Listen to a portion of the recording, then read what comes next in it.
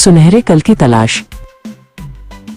ईशिता का घर एक ऐसी जगह था जहां धूप भी मुश्किल से पहुंचती थी।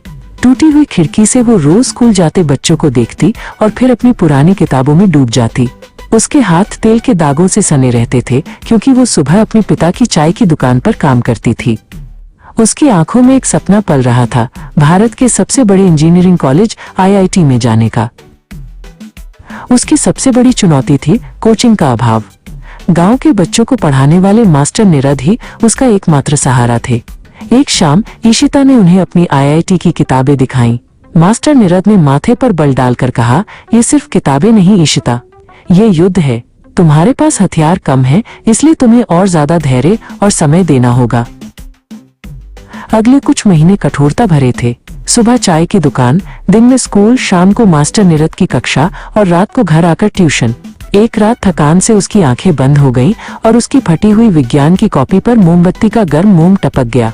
ये उसके संघर्ष का एक कड़वा प्रतीक था। टेस्ट के नतीजे आने शुरू हुए। स्थानीय परीक्षा में ईशिता ने अपने स्कूल में टॉप किया, लेकिन राष्ट्रीय स्तर के मॉक टेस्ट में उसकी रैंक बहुत खराब आई। निराशा की लहर ने उसे घेर लिया। उसकी दोस्त रेवती, जो एक अमीर परिवार से थी और शहर की महंगी कोचिंग में पढ़ती थी, उसे सांत्वना देने आई। रेवती ने एक अजीब बात कही, कोचिंग सिर्फ रास्ता दिखा सकती है ईशिता, लेकिन चलना तुम्हें खुद है। मैं तुम्हें अपनी नोट्स दे सकती हूँ। क्या तुम उन चीजों को सीखोगी जो मैंने 3 महीने में सीखी है, वो भी बस 3 हफ्तों में? ये एक चुनौती थी। ईशिता ने हाँ कहा। ईशिता ने रेवती के नोट्स का उपयोग अपनी रणनीति बदलने के लिए किया। अब वो सिर्फ प्रश्नों को हल नहीं करती थी, बल्कि हर विषय के मूल सिद्धांतों को गहराई से समझने लगी थी। उसके कमरे की दीवारें अब सिर्फ किताबों से नहीं, बल्कि हस्तनिर्मित फ्लोचार्ट और जटिल समीकरणों के चार्ट से भरी थी। परीक्षा के दिन ईशिता शहर के सबसे बड़े केंद्र पर पहुंची। बड़े गेट, चमचमाती इमारतें और हजारों उम्मीदवार। वो घबराई, लेकिन उसने खुद को मास्टर निरद के शब्द याद दिलाए, तुम्हारा संघर्ष तुम्हारा हथियार है। उसने एक गहरी सांस ली और आत्मविश्वास के साथ हॉल में प्रवेश किया। परीक्षा कठिन थी। ईशिता ने पहली बार महसूस किया कि उसके गांव की किताबों और शहर की कोचिंग के बीच का अंतर कितना बड़ा था। उसने उन प्रश्नों को छोड़ दिया जिनके लिए उसे आधुनिक उपकरणों की आवश्यकता होती, और उन पर ध्यान केंद्रित किया जिन्हें वो अपने हाथ से हल कर सकती थी। परिणाम का दिन आया। जब ईशिता ने साइबर कैफे की कंप्यूटर स्क्रीन पर अपना नाम देखा तो उसका दिल जोर से धड़क रहा था।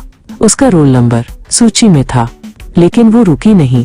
उसने अपनी रैंक देखी। वो आश्चर्यजनक रूप से उच्च थी। सफलता के पहले आंसू उसकी आंखों से बह निकले। अगले ही दिन ईशिता और मास्टर निरद कॉलेज के इंटरव्यू के लिए दिल्ली पहुंचे। ईशिता सूट पहने थी, जो उसने पहली बार किसी से उधार लिया था। इंटरव्यू पैनल ने उससे उसके संघर्ष के बारे में पूछा। ये गणित या विज्ञान का सवाल नहीं था, ये उसके चरित्र का सवाल था। ईशिता ने पैनल को अपनी चाय की दुकान के बारे में बताया, मोमबत्ती के मोम से सनी कॉपी के बारे में बताया और रेवती के नोट्स के बारे में बताया। उसने कहा, सर, मेरे पास संसाधनों की कमी थी, पर मेरे पास जुनून था। मैं आपको विश्वास दिलाती हूँ कि मैं यहाँ आकर उस हर मिनट का उपयोग करूंगी जो मुझे मिला है। 1 हफ्ते बाद ईशिता को कॉलेज का स्वीकृति पत्र मिला, जिसमें पूर्ण छात्रवृत्ति की घोषणा भी थी। जब वो अपने छोटे से घर लौटी तो उसने सबसे पहले मास्टर निरद को धन्यवाद दिया और फिर अपने माता पिता के गले लग गई। उसकी सफलता सिर्फ एक डिग्री नहीं थी, ये उनके सारे बलिदानों का फल था। अब वो सुनहरे कल की ओर उड़ान भरने के लिए तैयार थी।